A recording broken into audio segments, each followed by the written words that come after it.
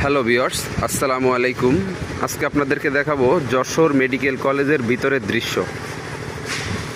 সামনে যেটি দেখতে পারতেছেন এটা হচ্ছে মূল ভবন, যশোর মেডিকেল কলেজের প্রশাসনিক কার্যালয়, এবং ছাত্রছাত্রীরা এখানে ক্লাস করে।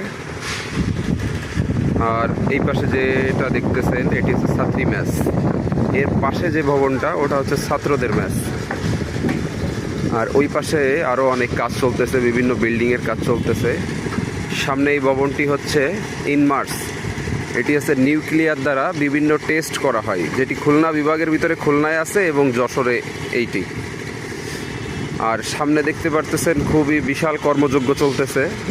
এইখানেই নির্মাণ হবে 500 শয্যা বিশিষ্ট জেনারেল হাসপাতাল।